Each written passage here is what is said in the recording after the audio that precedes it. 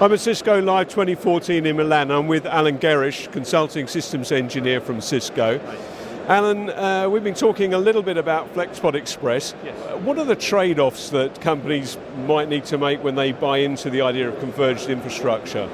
Well, customers that are looking towards, or maybe have already implemented, a converged approach to their IT, a converged infrastructure stack, and what we're really talking about there is that versus the traditional way of deploying an application. A new application requirement in their customers, or for their customers, they put it on a server with some network, with some maybe local storage, and that model just doesn't scale out very well. You end up with lots of infrastructure. The move towards converged infrastructure stacks, such as a FlexPod, over the last 3-4 years is really ramping up. So I think in the high 20% of new IT going into customer environments today is of a converged infrastructure stack nature from multiple vendors, not just Cisco and NetApp. So there's definitely a trend, although Cisco and NetApp were very early into that with the FlexPod solution. And so the trade-offs, if there is a trade-off, is I guess that customers are relinquishing a little bit of their own design, their own engineering and testing and tuning of that environment so that the application works really, really perfectly on it. We've done all that work for them, and that's one of the benefits. So yes, FlexPod is a nice flashy story and it's got some nice marketing around it, but essentially what you really want to buy into is a validated, sure infrastructure stack that I know my application workload is going to run well on, and that's what CVDs are there for. So if there is a trade-off, I guess it's the fact that they're not doing the testing themselves, they're relying on Cisco and NetApp to do that for them. So trade-off or benefit, I guess it depends on how you look at it. If you value time to market more highly than you...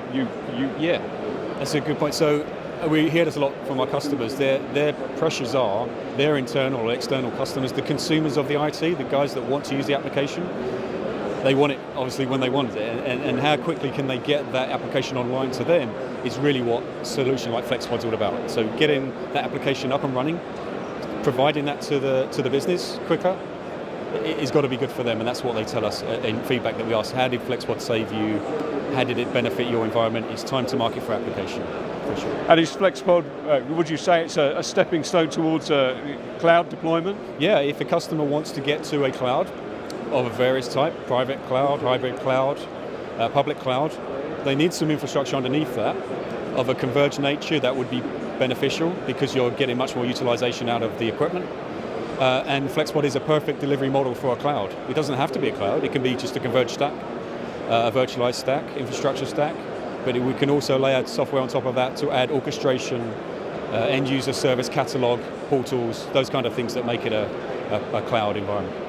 And how much of the integration could they turn to Cisco or Schneider Electric or any of the partners to do this work? Well, all of it, up and including a turnkey operation. We can deliver the whole FlexPod environment to them.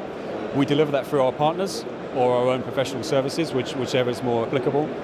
Or they can download the reference architecture themselves and build it themselves. It's all about how much time do they want to save for themselves. They can come to us or our partners and work to deliver that, or they can build it themselves. It's a reference architecture.